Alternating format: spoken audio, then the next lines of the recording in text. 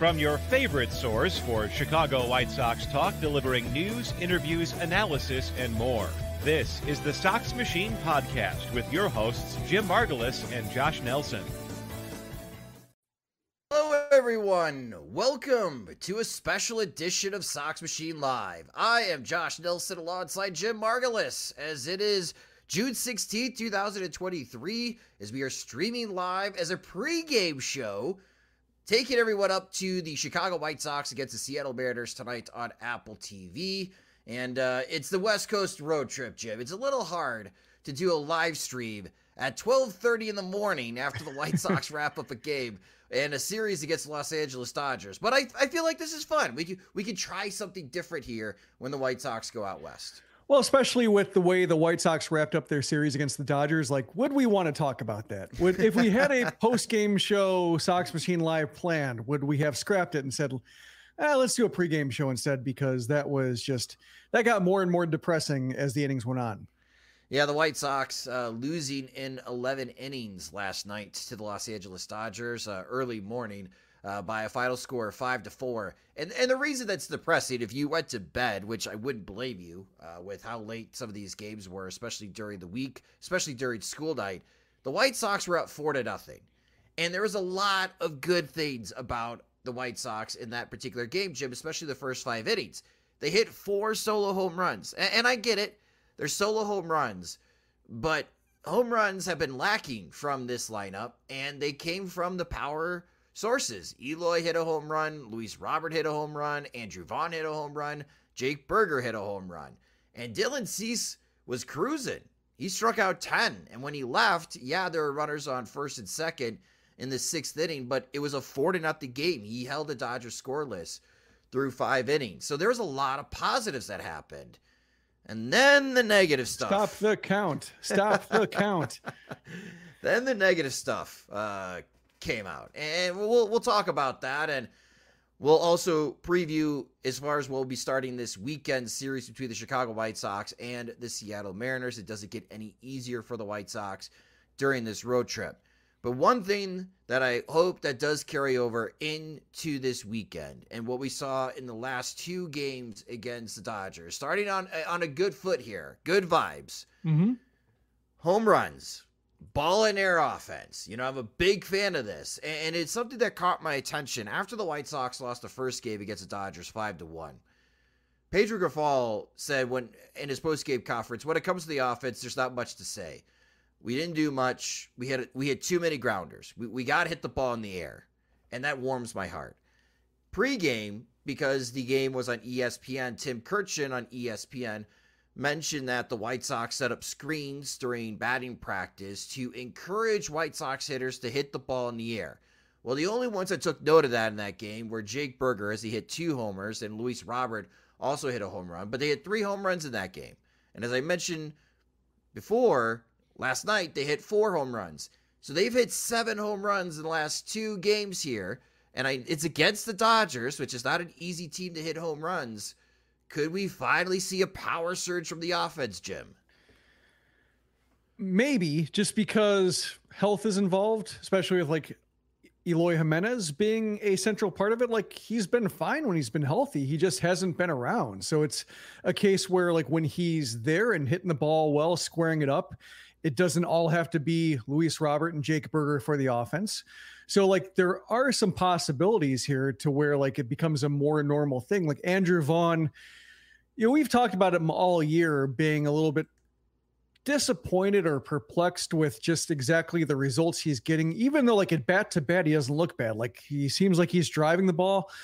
It's kind of funny. Sometimes he'll hit a ball the same way that Jake Burger does, to right center field, after Burger does it, or Luis Robert, the pull field after Luis Robert goes that way. And it just comes up shorter, just all of a sudden it's same launch angle, similar velocity, but 20 feet shorter. And it's, I see him going by the dugout, I picture him thinking what do they have that I don't? And just probably, levers and a little bit of, just a little bit of leverage into that swing to hoist the ball longer. But just he's been trying, and he often gets good results, but he doesn't maybe just have the capacity for 35 home run power that Robert, Jimenez, and Berger have. So, he can join the party, but I think when it comes to homers, it's those three: Robert, Berger, Jimenez. If they're all healthy and they're all in decent rhythm, when because Robert and Berger are both susceptible to swinging at everything and chasing pitches out of the zone and having 3 or 4 strikeout games, and then they shake it off and get back to it. But like when they're all functioning, like there is an element of a powerful offense here. It's just around that, and building offenses that don't have homers in them, I think is the tough part. But I've always been confused about like people complaining about solo homers, because like, what, you want them to be singles? Like, do you want them to 8 hits and score 1 run instead of 4? Like, I've never quite, like, homers aren't the problem. It's everything else around it, like lack of walks, lack of traffic in front of those homers, which is the bigger issue. Yeah, we would all prefer 3-run homers, right? I mean, that's the ideal. But we'll talk about this. We'll talk about the lineup, especially tonight's lineup against the Seattle Mariners in this first game later in this pregame show. But I'm with you, Jim. Like, again, when Grifol says on Tuesday night after the game, we hit way too many grounders, we got to hit the ball in the air, I thought the offense has responded well. And here's a good example of making an adjustment pregame to encourage hitting the ball in the air. And I think as long as these 4 batters, and with Andrew Vaughn, if it doesn't leave the ballpark, if he could find a gap, we know that he's hit a lot of doubles for the White Sox this season. I think he still leads the team in doubles, though he's tied with Luis Robert. Andrew Vaughn has 19 doubles this year and 9 home runs. That's still a good result. They got to get the ball off the ground. And I go back to this Clint Hurdle quote. It's one of my favorite quotes about baseball. Your OPS is in the air. And more White Sox hitters need to take note of that. And I'm hoping that if these 4 could get rolling here to end June, that it catches on, right? This is the part of the offense that's contagious, that more and more guys start taking note, lay off the low stuff, and try to elevate the ball. Yeah, it's just a matter of like, are those other guys healthy? Like Andrew Benintendi during the ESPN broadcast, they were talking about it. And I mentioned this when I was on my last time with Dan and Lawrence on 670 The Score in our Friday appearance, asking about Andrew Benintendi and just thinking, like, is it the broken hand that he suffered at the end of the year? Like, is that lingering? Because like, he's not coming close to homers. It's not like he just, hitting them in the wrong places, hitting them in the wrong temperatures to where like they come up 15 feet short. And in June at guaranteed rate field, that ball is gone. Like he's, hitting 280 feet, maybe 300 feet at max right now. And like when he really rips the ball, it's like well foul down the right field line and hooking well short of the wall. So to me, that started coming up more and more in my head. Like, did his hand heal all the way, or did he develop terrible habits coming back from that? Because we've seen that before. Like we've seen the White Sox, like Kelvin Herrera with his foot not getting his velocity all the way back. Joe Kelly with the nerve issue, not, coming back all the way to where he could pitch on back-to-back days. Jeff Keppinger having a shoulder issue in the offseason, having nothing to offer the White Sox. So they've had a habit of like buying guys who ended the year with an injury or had an injury in the offseason and just having no idea what to do with it, which is like a blessing that they didn't sign Michael Conforto, I think. Maybe that's like one case where they said, what, do you want us to sign the hurt guy? And like, okay, I get that one. You're excused. But I had that thought in my head, and then ESPN was starting to drill down on it, and watching him like doing the wriggling his hand out after swings, like and shaking it out, and not maybe that exaggerated, but just in terms of almost like strength testing with his hand. And then like he got hit on the hand with a pitch high and tight, and that exacerbated it. And now I think it's interesting to see that come to the fore, because like Anderson, we can kind of surmise it's maybe his knee, but also maybe he's losing it a little bit too, to where like he's just out of sorts trying to generate power and has nothing going for him right now. But like Benintendi, that's what jumped out to me, is like, oh, ESPN is picking up on this. Are we going to hear more about why Benintendi isn't hitting the ball hard? So like between him, Anderson, Sebi, and Yasmani Grandal at catcher, which you get what you get from them, and then Elvis Andrus at second, like that's 4 spots to where like I don't think homers are coming, or at least with any regularity. Right. So like it has to be those 4 guys, and maybe like that's where ball in the air only goes so far. I guess Gavin Sheets is another one. He's been in a rut and not helping, but it's such a lopsided offense that basically those four guys have to hit and elevate. And if it goes over the fence and nobody's on, it's like, at least it's a run, because who knows if that run is coming otherwise. Yeah. It's instant offense. That's what it is with the solo home runs. And that's what the White Sox need, because I don't think straining 3-4 hits in a row in an inning is going to happen with this offense. Or walks. Or walks, for that matter. And then they don't run. When they get on base, they don't run either. So I think it's all about ball and air right now for the White Sox to try to hit as many home runs as possible. But get it good. They've hit 7 home runs in the last 2 games. Let's hope that trend continues for the White Sox throughout this weekend. And they'll need it next week at home, especially with the Texas Rangers coming to town. That's one of the best offenses in Major League Baseball. The bad. Can we not trust Reynaldo Lopez anymore? Because he entered the 6th inning in last night's game. And yes, he's inheriting 2 runners on first and second, but he's also inheriting a 4-0 lead. And he coughs it up. He gives up a grand slam to Chris Taylor. And then we see Gregory Santos pitch. And it caught my attention, especially on social media and on Twitter. The Dodgers reporters and content creators and bloggers all were really impressed with the type of stuff that Gregory Santos had. As in, they were a little jealous that, man, the Dodgers could really use Gregory Santos. So the first part, can the White Sox no longer trust Reynaldo Lopez? And second, should the types of situations that Lopez is getting, should those be handed off to Gregory Santos?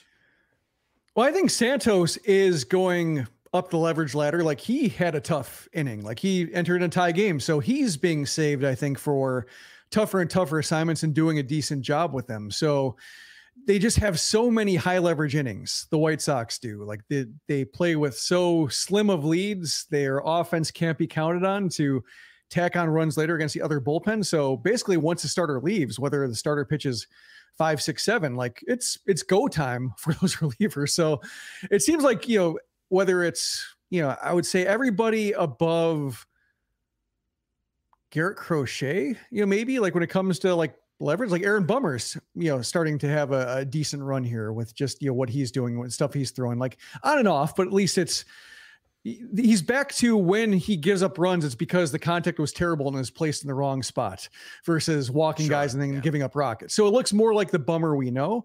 And against lefties, like, he comes in, but yeah, maybe above Aaron Bummer. So you're talking about like Joe Kelly, Kendall Graveman, Gregory Santos, Keenan Middleton, and, Reynaldo Lopez. Like, they're all facing tough situations. And then Bummer probably does too.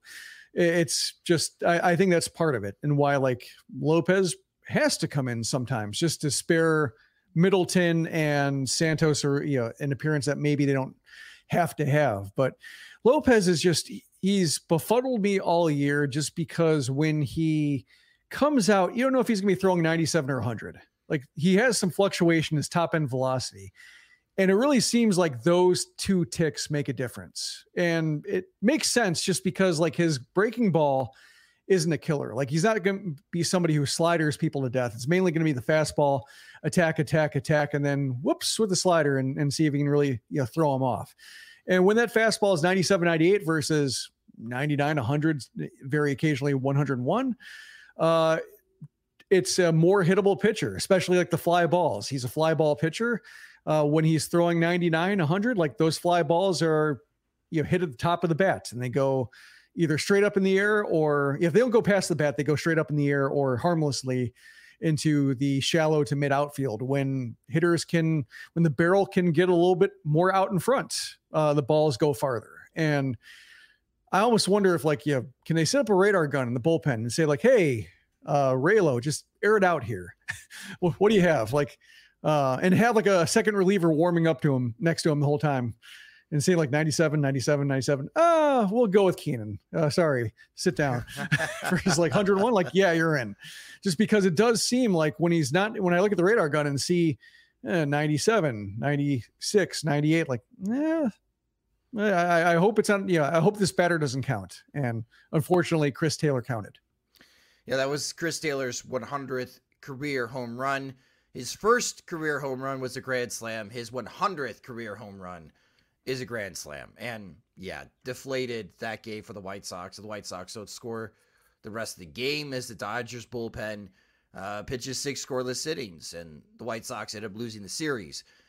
So staying with that game, though, the good, Dylan Cease quietly is on a roll. Now, he's not pitching deep into games. He just went 5 1/3 against the Dodgers as he threw 102 pitches to get that far, where he allowed 4 hits, 2 earned runs, and those 2 earned runs were part of that grand slam.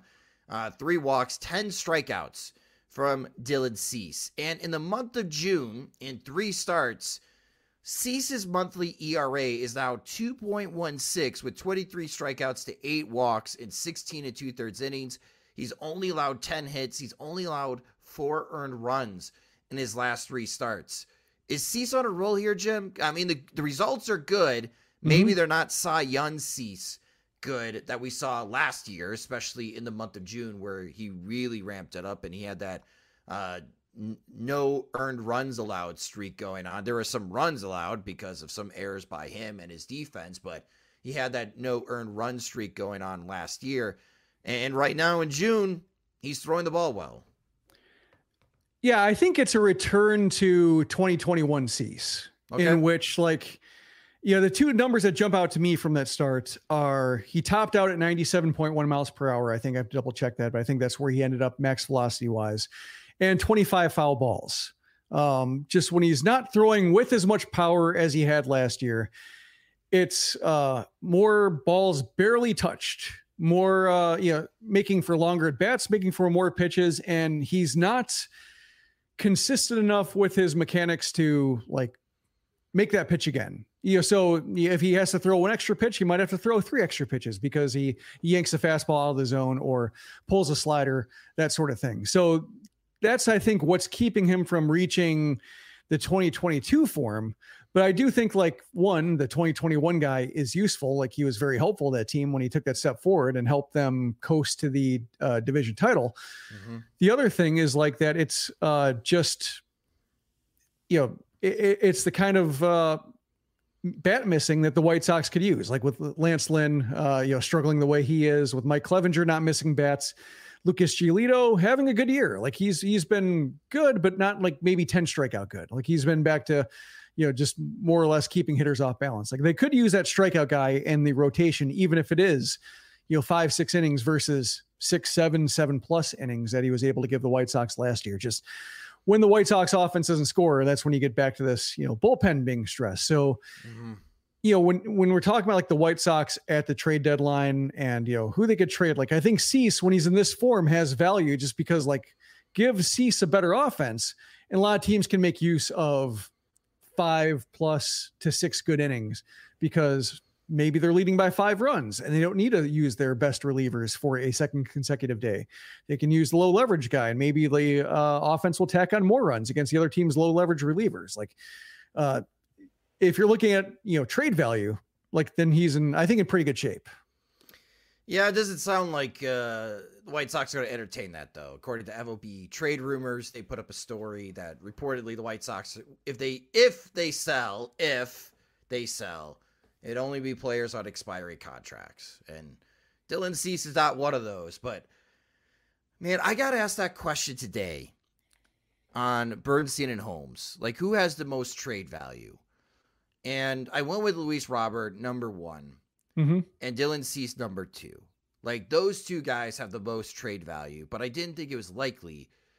Because circling back to something that you've been talking about, Jim, that the most likely scenario is that the White Sox don't do anything. They just stand pat. That Jerry Reinsdorf doesn't have the appetite for a rebuild. So maybe they don't give up on this season.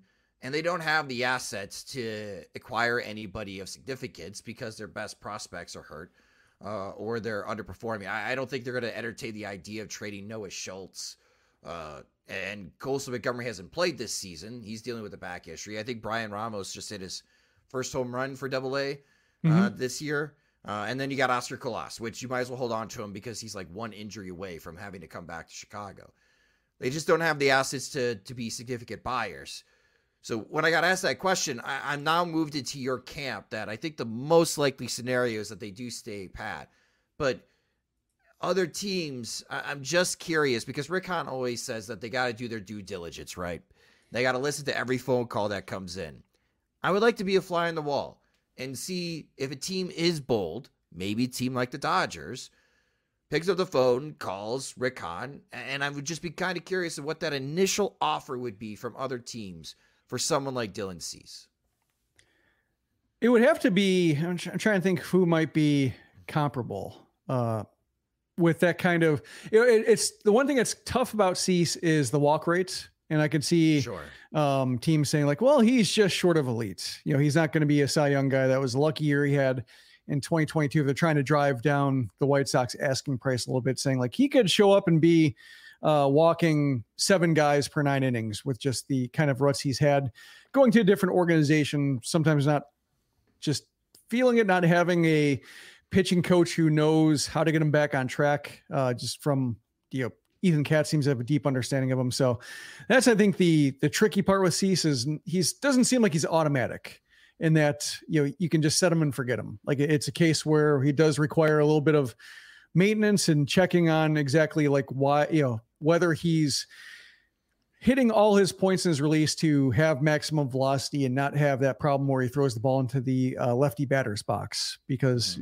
we've seen that here and there, and we've seen the walks clump up on him, even though he's been pretty good on the whole in terms of not having those walks do too much damage. Just they tend to lead to pitch count issues more than anything else. But that's what I am, curious about. Just the tightrope he often walks with his peripherals.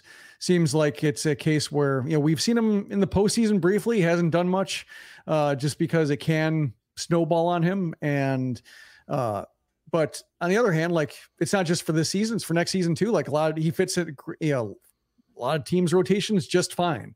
Like every team would love to have a Dylan Cease for 32 starts because he seems to make 32 starts, knock on wood. But reliability has been like his biggest selling point, even when he hasn't been one of the league's best pitchers. When he's been an okay pitcher, he's still made every start. When he's been a bad pitcher, he's made every start. When he's been a great pitcher, he's made every start.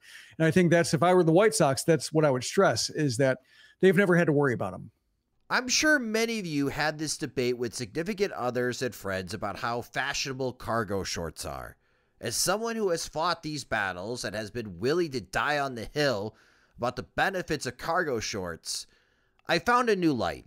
In my attempts to get into more shape, I've lost a couple of pants short sizes, so it was time for a new wardrobe fix, and I discovered an apparel company called Bird Dogs.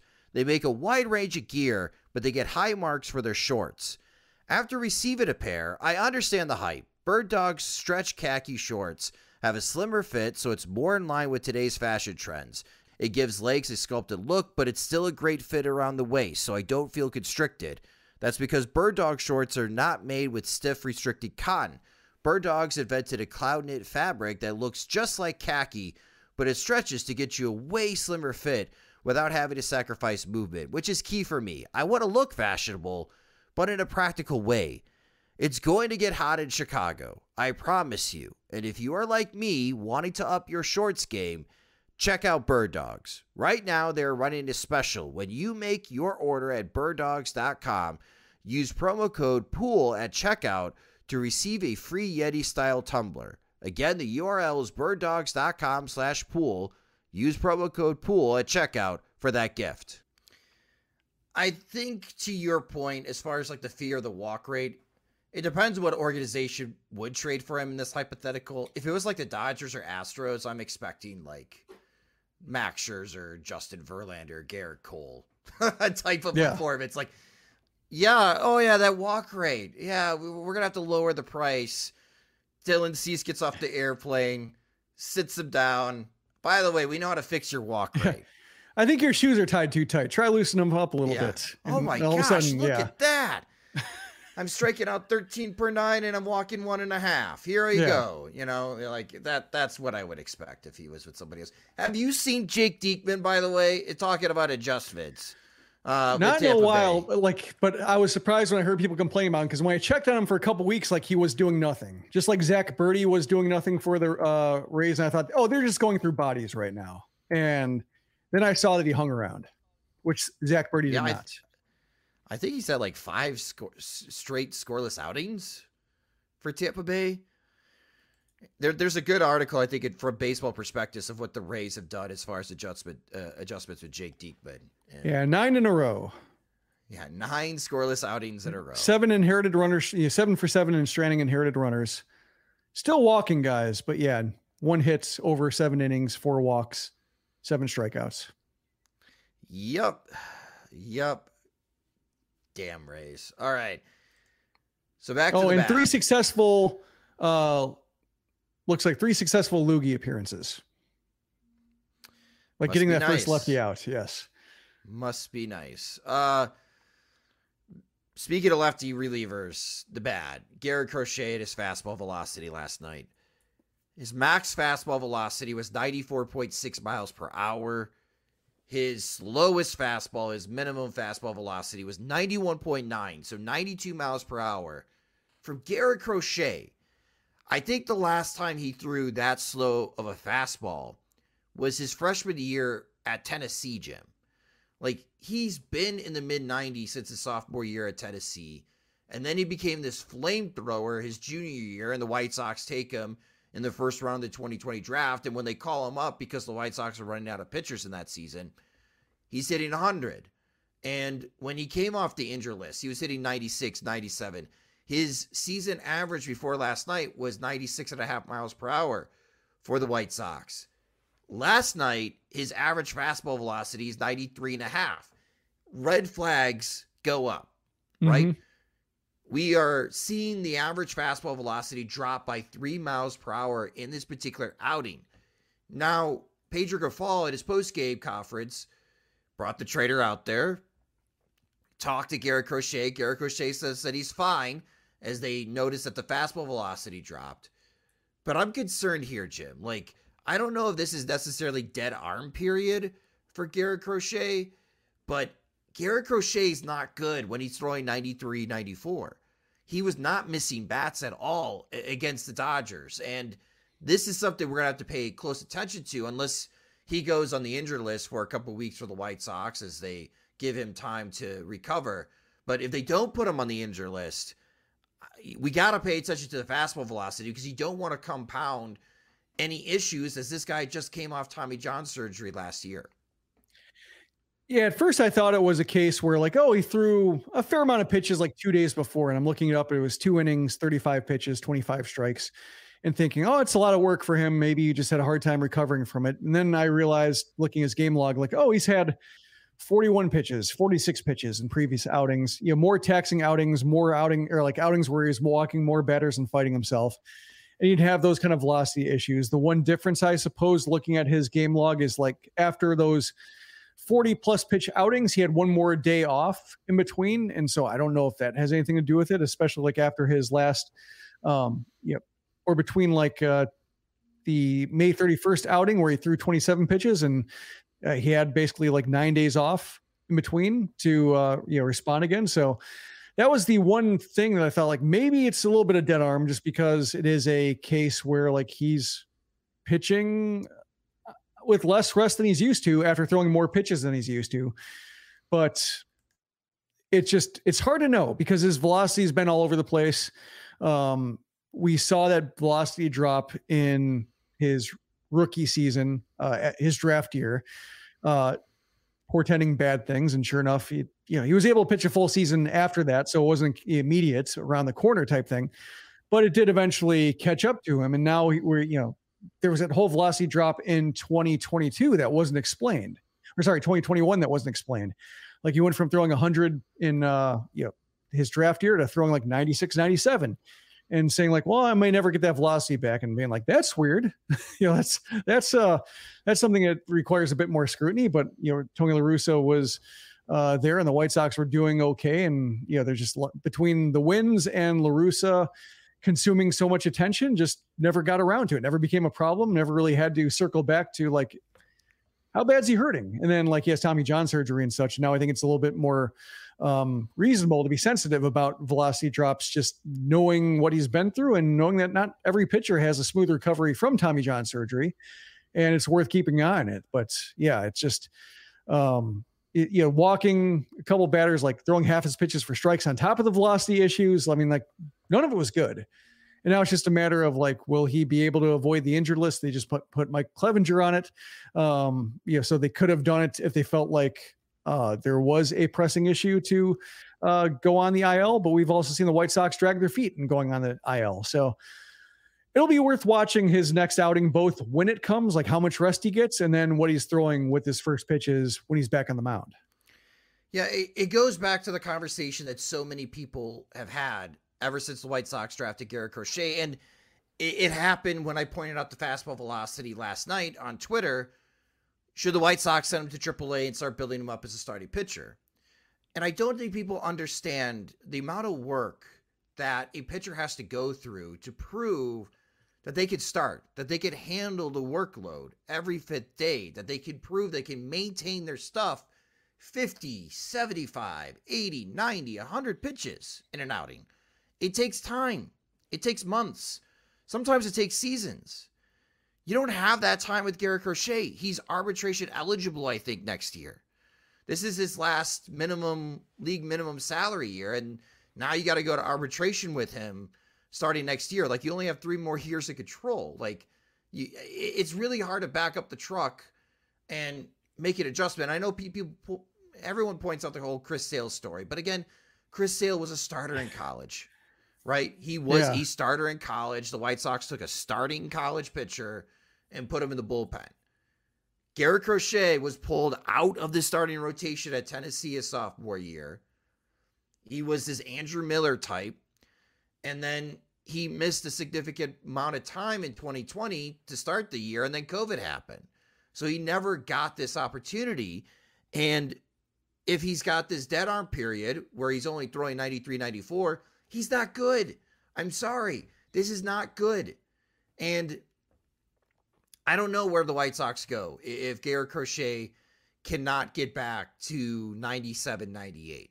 I think that is more important to the White Sox as far as their success than trying to figure out if Garrett Crochet could go 50-plus pitches. Like, I would just try to make him a Josh Hader type now instead of, I don't know what they're doing with Garrett Crochet, to be honest with you. Well, I think I know what they're doing in that he's been a reliever, and they hoped he'd be like a, like Andrew Miller type, like you said, high leverage guy, Josh Hader type, who can throw 2+ innings, and it feels like doom when he enters a game. He's had stretches like that. He's had moments, but he's also had like very little development at the, just professional level. It's been all at the major league level. He's been getting by, and it's fine. Like, the reason I don't want to see him stretch out, aside from like the general skepticism that it won't work, and just that he's never proven he can. And thus, like, it's very, very hard for him to do it without like showing he has a third pitch and showing that like he has the stamina, endurance to make it work. Like, it just, he's fine. He's fine as a reliever. Like, I don't want Carson Fulmer to happen again, where he's a starter. No, he's a reliever. Well, maybe he's a starter. No, he's, and just, they couldn't figure out what he was, how to pitch. He didn't know how to pitch from how he tells it. Like, he was going along with everybody said, kind of lost his identity. Mm-hmm. Like, Garrett Crochet has an identity. I guess it feels a little bit silly to use a 11th overall pick on him. Like, I was trying to think it was 11th or 13th, but like, 11th. Feels a little bit silly. Yeah. But my defense of that is it was the COVID year. You don't know exactly how players are going to develop. Like, he feels like a sure thing somehow for the, major league bullpen and a good reliever, even with the 11th pick being a little bit of a reach. Like, at least it's something with so much uncertainty swirling around. Like, I get it for that year. So you may as well just take that median outcome for a, 11th round or 11th overall pick, like, in that territory. Like, he's going to have a nice career. Unless, I guess we'll find out after his next outing, like if he's all the way back from Tommy John surgery, but assuming like he's just going through the normal bumps of coming back from Tommy John surgery, both with command and maintaining velocity and such, like, he should be fine. He should be like somebody who maybe makes an all-star game one year because he gets on a run and puts up great numbers against lefties. Like, teams should want him. He should hang around. Like he should have a 10-year career, I'm guessing, just, with his abilities and, how he throws. So like, it's, when you look up the total wins above replacement for that draft year, like, he's not going to stand out as a weird, pick or like, showing nothing. So I think it's just better to accept that and more or less shrug like, I guess it was just, a little bit of a whiff, because like there's just been a lot of issues in that draft, like top 10, like it's so, especially on the pitching side, I think there's been a lot of uncertainty with just, how guys responded to missing all that time. So that's why I'm not really concerned about getting more out of Crochet. Just let him be a good reliever. That's who the White Sox picked, and that's fine. Buying tickets to your favorite events should not be stressful, and Game Time is the fast and easy way to buy tickets for all the sports, music, comedy, and theater shows near you. With killer deals on last-minute tickets and their best price guarantee, you can stop stressing over the tickets and start getting hyped for the fun you'll have. And we all know buying tickets today to events, man, it can be a very frustrating experience, especially if you're trying to go to big events, waiting in line, and the queue is for hours at a time, or your spot on the line is like 20,000, and it just doesn't seem like you're to be able to get tickets for these big time events. But Game Time is the place for last minute ticket deals. Forget planning months in advance. Game Time has deals on tickets right up to the day of the event. They also have exclusive flash deals on tickets for all the sporting events, concerts, comedy shows, theater, and much more. And the Game Time guarantee means you'll always get the best price. If you find tickets in the same section and row for less, Game Time will credit you 110% of the difference. It's a big part of why they're the fastest growing ticketing app in the country for a reason. And they also have images of your seat before you buy, so you know exactly what to expect when you arrive. You can buy tickets in a matter of seconds, 2 taps, and you're set. And tickets are sent directly to your phone. You never have to dig through your email to find the tickets. So you can snag tickets without stress on Game Time. Download the Game Time app, create an account, and use our promo code Sox Machine for $20 off your first purchase, and use it for the upcoming White Sox homestand. Some big games for the White Sox. The Texas Rangers are coming into town next week. The Boston Red Sox in the weekend series. Definitely use Game Time to buy tickets for those games. Again, create an account and use our promo code Sox Machine for $20 off. Download Game Time today. Last minute tickets, lowest price guaranteed.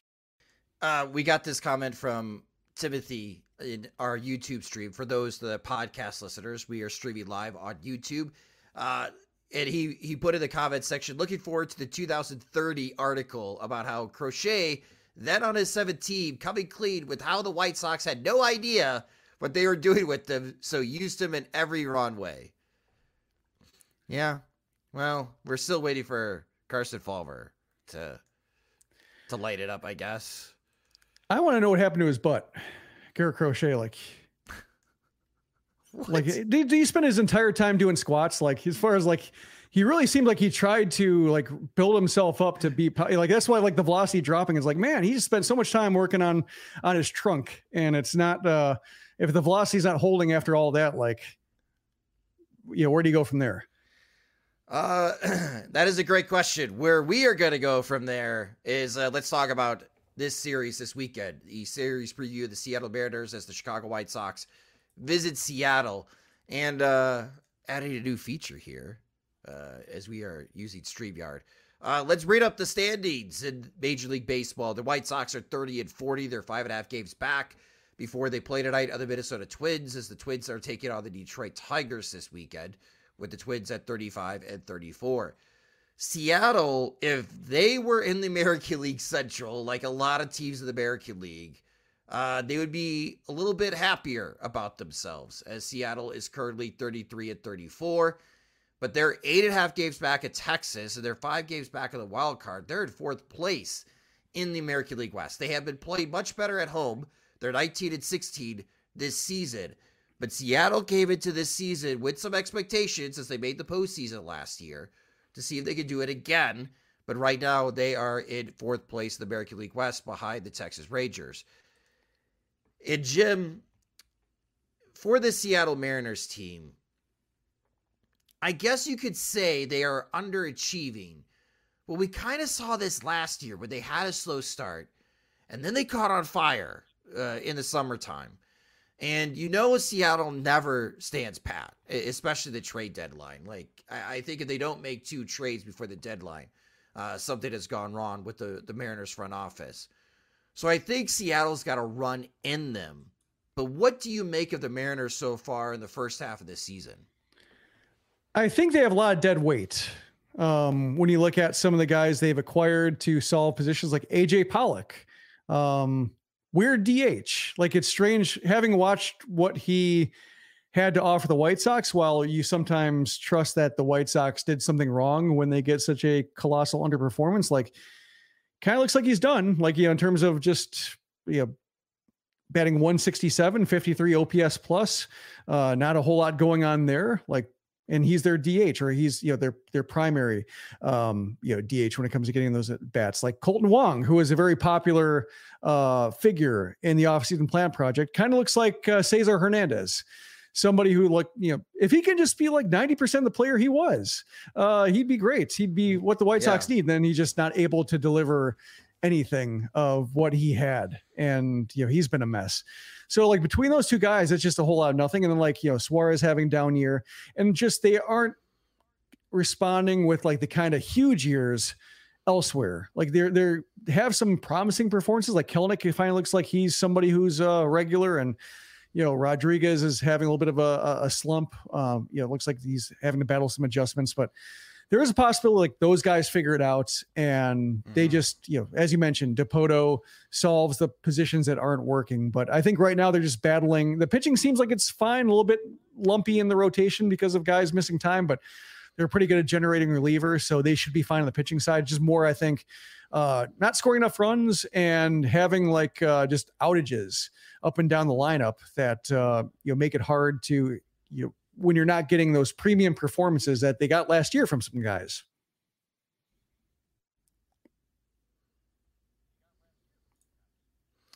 Brian Wu will be making the start for the Seattle Mariners. This would be the first time that I have seen him pitch.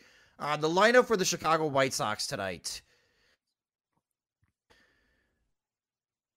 Tim Anderson still batting leadoff, even though his OPS is 586. Andrew Benintendi batting second at the lack of power. Luis Robert batting third. Andrew Vaughn batting seventh, which is odd to me. Elvis Andrews will be batting eighth at second base, and Semi Zavala has the rear as the catcher, batting ninth. Jim, why is Tim Anderson still batting leadoff?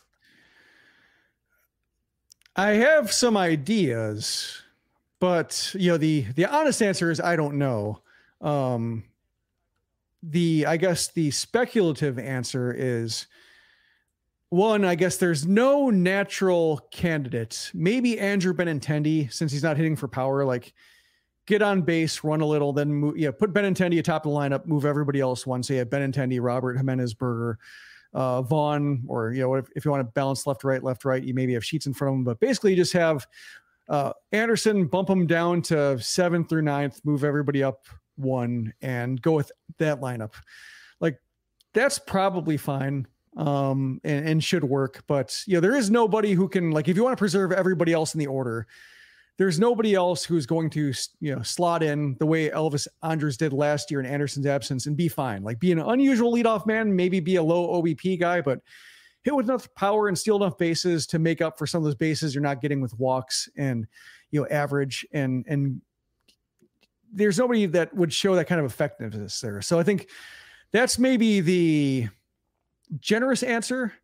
The ungenerous answer, or the skeptical, cynical answer, is just like, he doesn't want to upset the team, or he doesn't want to, like, he thinks it's crossing some kind of red line that he doesn't have the authority to cross or something. But I think it's the quote, Daryl Van Schouwen related in his notebook article, saying, Grifol has said he has given no thought to moving Tim Anderson from the leadoff spot where he was hitless in his last 15 bats. Quote, because I know at any given day he could start feeling really good. We've got 92 games left. He could get 120 hits the rest of the year. I don't react that way. And like, when it's 92 games left, that's not a whole lot of games. Mm-hmm. Like usually you hear that quote when, like, oh, we got 5 months left, or we got 130, or we have 100 plus. Usually it's a triple digit number when you're specifying the number of games. 92 feels like not a lot of games. Like, I don't recall hearing that. Maybe it's just a case of, like, the struggles haven't been so severe, but it feels like that's just finger crossed. There's no reason to feel like Anderson's rounding a corner. Like, he's not hitting the ball hard. He's not drawing walks. Like, he's not doing anything well that makes you think the results aren't there. The results aren't there because everything going into the results aren't there. And, Jose Abreu's finally turning it around in June. Like, he's finally showing it. Like, he's living up to the back of the baseball card. We'll see if it's a hot streak or whether it's, he's just doing the usual thing he does of dragging his numbers back to above water, but like, at least he's doing it. Like, Anderson's getting further away in June. Like, there's no signs here that he's going to figure it out. Like, and whether he needs to sit and get fully healthy or do something, like, the contact isn't there. And there is no reason to think it's going to be there. And Grifol doesn't even try to create that defense. He's just like, well, maybe it'll get better. And, when he said, I don't react that way, like, yeah, as I wrote, you could take the last two words off that. Like, I don't react. That's how it looks right now. It's just like, I feel nothing. I'm just here. I might be going down with the ship if there's front office overhaul. Like, I don't know what to do. Like, he's kind of locking up. That's kind of what it feels like to me.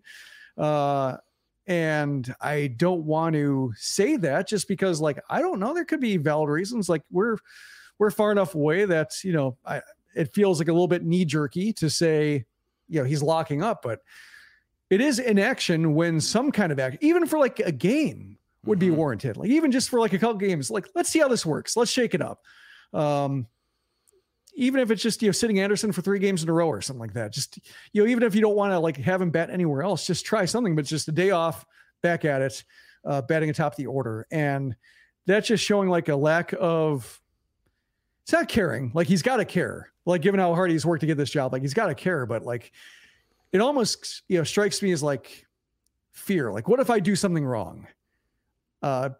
Doing nothing is better than doing something wrong. And I don't believe that, but that's just how, one, I don't believe that would be true, but also like, I don't necessarily know if that's his thinking, but it certainly comes off that way, especially when just like I said, the results aren't there. Nothing under the results are there. So during his interview process and during his introduction press conference, he mentioned that he believes in numbers, that they will help influence decision-making, and then he'll reevaluate lineups every 7 to 10 days. I don't buy that anymore for Pedro Grifol when you're consistently batting a guy who's got a 586 OPS as your leadoff hitter. Like, come on. It's Alcides Escobar. It's Ned Yost. I mean, maybe he learned That's under exactly Ned Yost. What it is. This is like Mike Matheny, Ned Yost, bad Kansas City managing coaching. Like, my dude, you're losing me here, Pedro. Like, and we're just at game 70 of his managerial career. This is just baffling to me. And I think it's like, it's shooting the White Sox in the foot. Like, the White Sox are hitting a bunch of solo home runs. You know why? Because no one's on base when Luis Robert bats in the first inning. And if he crushes the hated slider, that's awesome. It's a home run for Luis, but Anderson and Benintendi can't get on base consistently. Like, it's just baffling to me that the White Sox consistently are batting someone who is an OPS below 600 leadoff. Like, logically, that doesn't make any sense to me, Jim.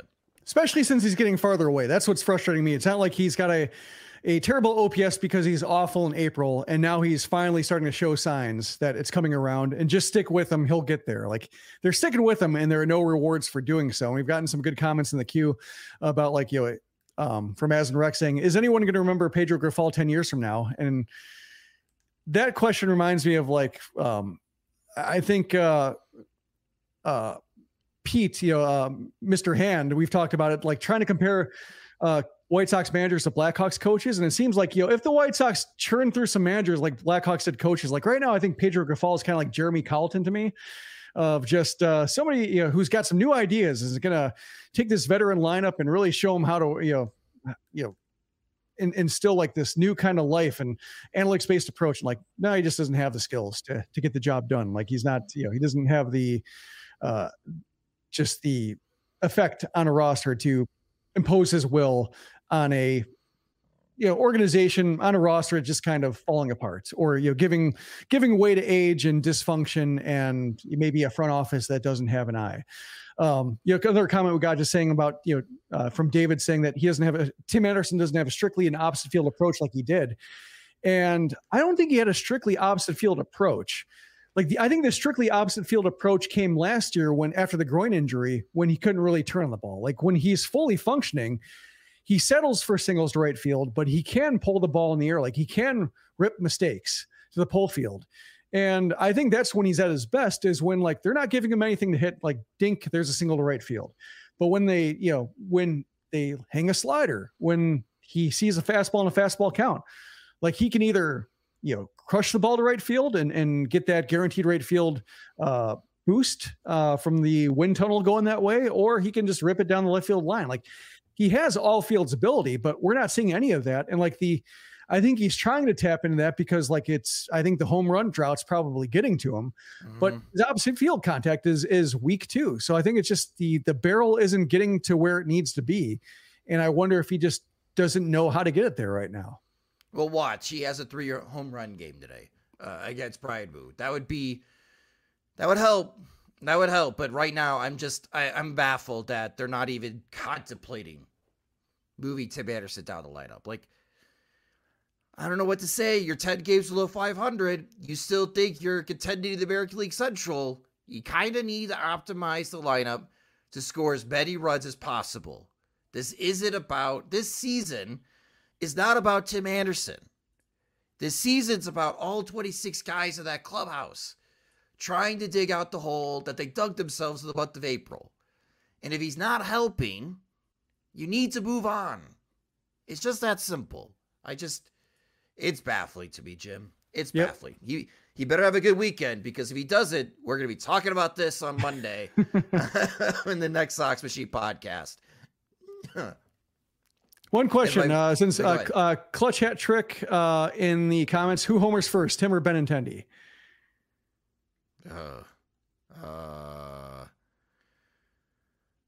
Oh man. I'm gonna go. I already missed my window for Benintendi. I thought he was gonna homer in Yankee Stadium, but not even close. So I think, I'm gonna say Anderson, just because I think he has the hand strength to get it over. He doesn't have the leg strength, but he has the hand strength. I think Benintendi, if his hand really is bothering him, that's really hard to hit for anything there. You can't even luck into one with a good wind and the right amount of launch angle, a ball coasting out when you're hitting the ball like Benintendi is. So I think I'm with you there. Yep. Before my voice completely gives out, I really appreciate everybody joining us for this special edition of Sox Machine Live, as the Chicago White Sox and Seattle Mariners will be having their first pitch in 5 minutes on Apple TV. So make sure that you go over to Apple TV on your smart television or on your smart devices to be able to watch tonight's game. We'll be tweeting along, which you can follow us on Twitter. We are at Sox Machine. You can follow me on Twitter at SoxMachine_Josh. For those that have watched the live stream, please subscribe to our YouTube channel at youtube.com/SoxMachine. And we always take the audio versions of Sox Machine Live and upload it into the podcast feed, which you can subscribe to wherever you listen to podcasts. And if you enjoy our work, you can get more by signing up at patreon.com/SoxMachine, where we have monthly plans starting at $2, where you get exclusive content, ad-free versions of both the podcast and the website. And when we have new Sox Machine swag, you can be the first ones to receive it at the Sox Machine store. Again, sign up at patreon.com/SoxMachine. Sox Machine Live is a production of SoxMachine.com, your home for all things Chicago White Sox baseball, and part of the Blue Wire Podcast Network. Alongside Jim Margulis, I'm Josh Nelson. Thanks for watching and listening.